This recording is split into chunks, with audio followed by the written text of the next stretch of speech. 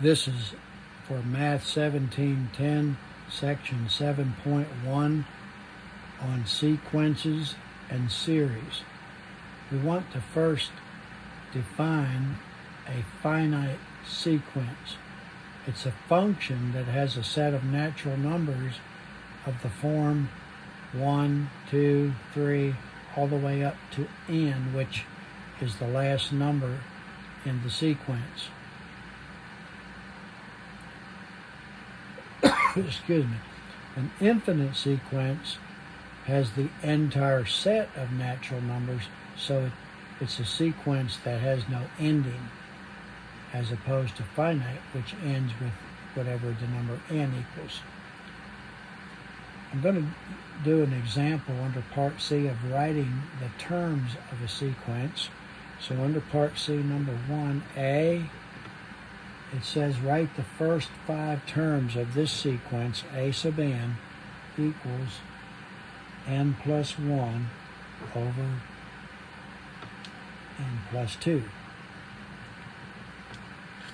So a sub 1 is considered to be the first number in the sequence. N is 1, so I have 1 plus 1 over 1 plus 2, which equals 2 over 3.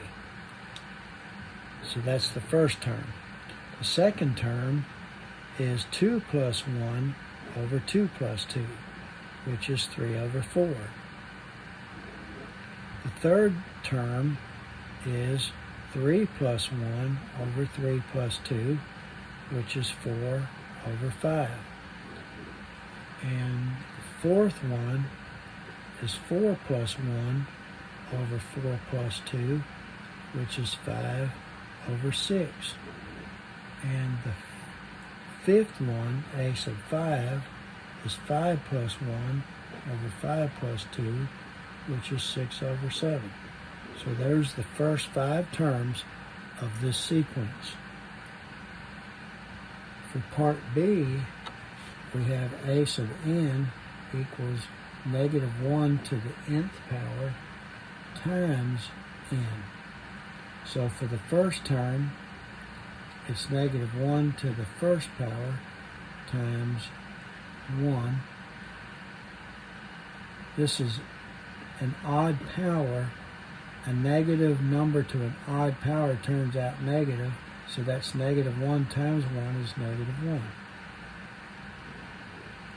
For a sub 2, it's negative 1 squared times 2. So a negative number squared is positive, so positive 1 times 2 is 2. A sub 3 is negative 1 times the third power times 3. So that's negative 1 times 3 is negative 3. A sub 4 is negative 1 to the fourth power, which is positive 1 times 4, which is 4.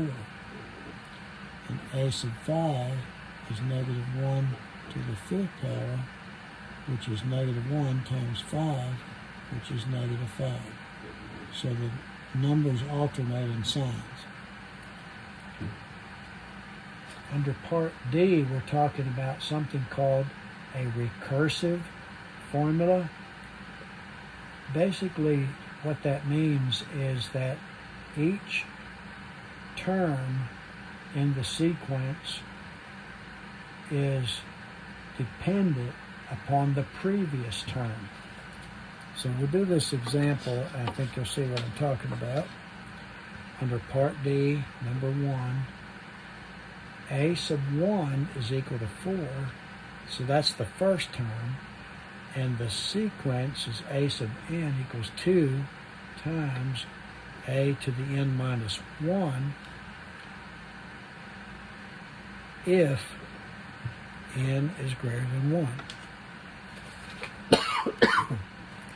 N has to be greater than 1 because otherwise this would be a negative number. But we already know a sub 1, so there's the first term. A sub 2 would be 2 times a to the 2 minus 1 which is 2 times a to the 1. A to the 1 we already know is 4, so that's 2 times 4, and that's 8. So there's the second term. A sub 3, and we're only doing the next 3 terms, so there's the next term. That's the first of the next 3. A sub 3 is 2 times a to the 3 minus 1, which is 2 times a to the 2, or 2 times a to the 2 is 8, so that's times 8 is 16. The next term, a4, is 2 times a to the 4 minus 1, which is 2 times a to the 3, or 2 times a to the 3, which is 16, or 32. So if you'll notice, we're simply multiplying 2 times the previous term each time, and that's why it's called recursive. The next example, a sub 1 is 2, and the formula is a sub n equals a to the n minus 1 plus n minus 1. And again, n has to be greater than 1, otherwise your subscripts are negative. And again, we're to write the next 3 terms. There's the first term. The next term, a sub 2, is a to the 2 minus 1 plus 2 minus 1. That's the same as a to the 1 plus the 2 minus 1 is 1. So a sub 1, we were told, was 2, so that's 2 plus 1, or 3. So that's the first of the next 3 terms. A sub 3 would be a to the 3 minus 1 plus 3 minus 1, and that's a to the second plus 3 minus 1, which is 2. And a to the second we determined was to be 3, so 3 plus 2, that equals 5. A to the fourth, or a sub 4, is a to the 4 minus 1 plus 4 minus 1, which is a to the 3 plus this, which is 3, and this, which is 5, so that's 5 plus 3, or 8. So those are the next 3 terms. And each one of these answers is based on the previous term, of course. All right. We also want to talk about a series. Again, there's 2 types of series. One's a finite series. It's an expression of the form S sub n equals a sub 1 plus a sub 2 plus ... means it continues all the way up to a sub n. So what we're doing is taking these numbers and adding them together. This S stands for sum, the sum of n terms. There's another way to write this with this special symbol, which is the capital letter sigma. It's a Greek letter, and it's simply a symbol for summation, which means you're adding terms together. And down here at the bottom, we say that I is equal to 1, and at the top, we put an n. So it's the terms from 1 to n, just like up here, we're adding the terms from a sub 1 to a sub n. And inside, we put a to the I, because I starts at 1 and goes to n, just like up here. So it's just 2 different ways to write the same thing. The infinite series is different only because it doesn't end. So in the infinite series, S sub n is a1 plus a sub 2 plus a sub 3 plus ... plus a sub n plus ... which means it keeps on going, does not end. The symbol sigma, it can be used again I goes from 1 up to n of a sub I. So this symbol is the same.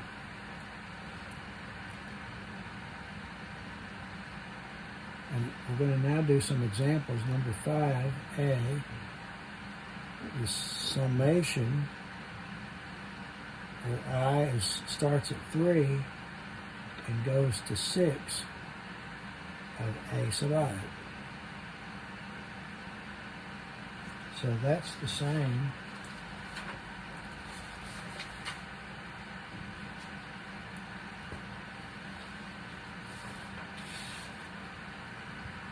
as a sub 3 plus a sub 4 plus a sub 5 plus a sub 6.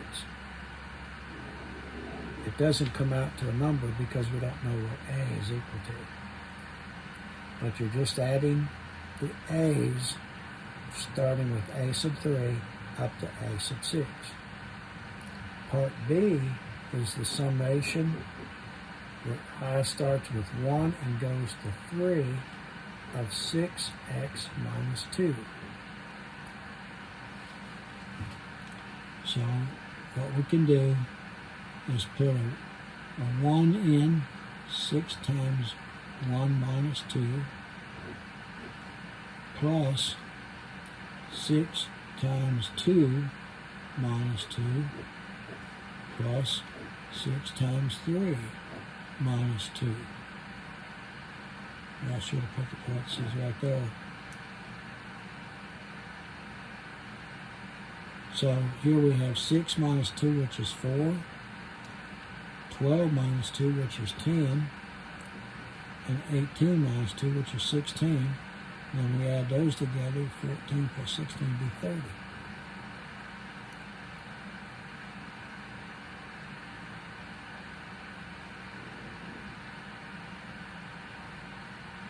So here's the I is 1, here I is 2, and here I is 3.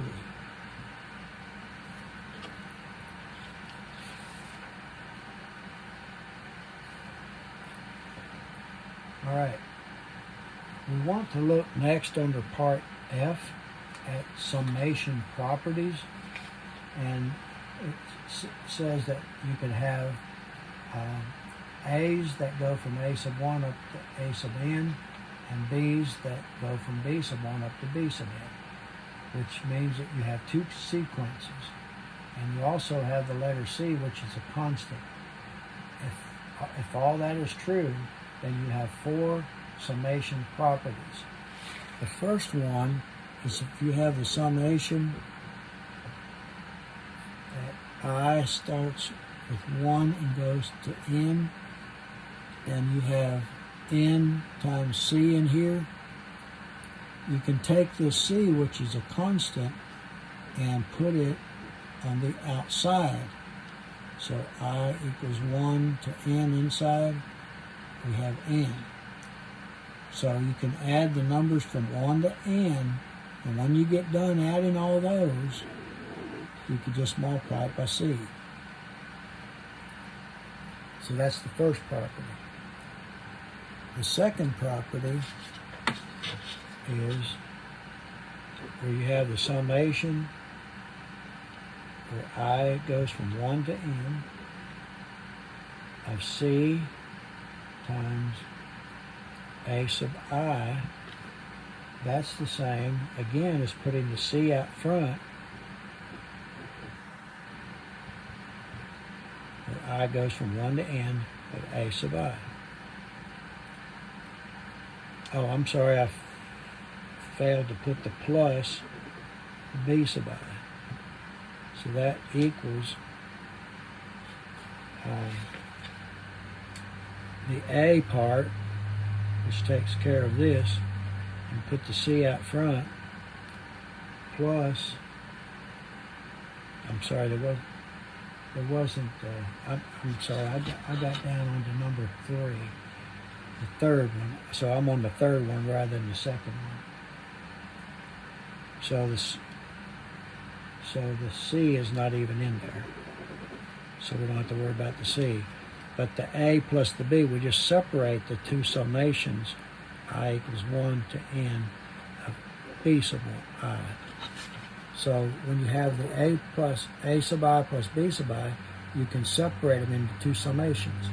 So that was actually number 3 property. I'll go back now and do number 2. The summation, I goes from 1 to n of C A to the I. Again, you can put the C out front, and the A sub I stays inside. I goes from 1 to n. Now this right here will be a series of numbers added together, whatever A sub 1 plus A sub 2 plus A sub 3 happens to equal. But the point is, you can do the summation of all the numbers, then you can multiply by C.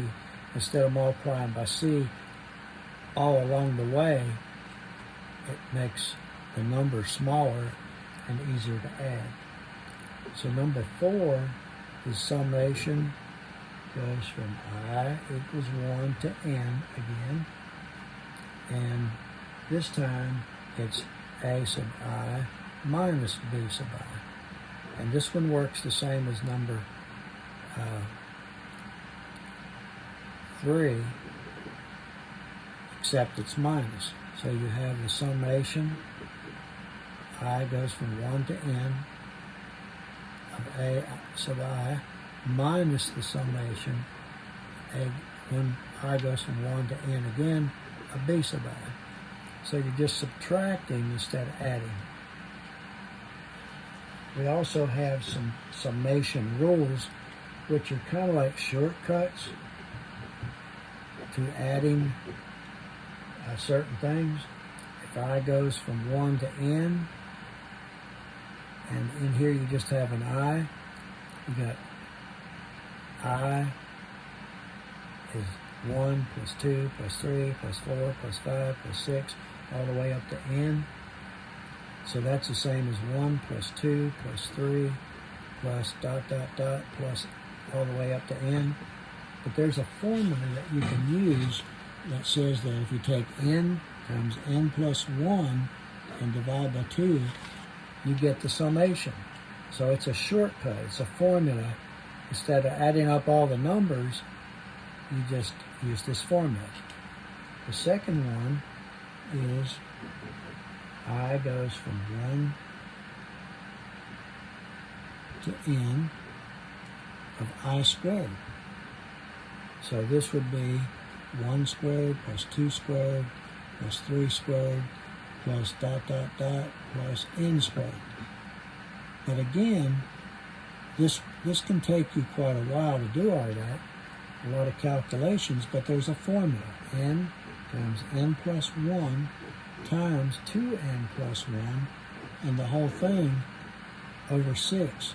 So all you need to know is the number of terms, and you can get the sum of I squared for all the terms together.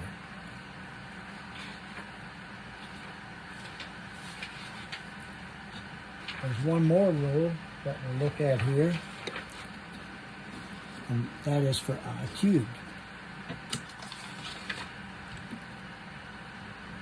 The summation, I goes from 1 to n of I cubed, which is the same as 1 cubed plus 2 cubed plus 3 cubed plus dot dot dot all the way up to n cubed. But again, there's a formula that is like a shortcut. That you have n squared times n plus 1 squared, all that over 4. So this formula and this formula and this formula get you the sum of i's or I squareds or I to the cube. So with those various properties and various rules, we're going to do some examples now. So this is under part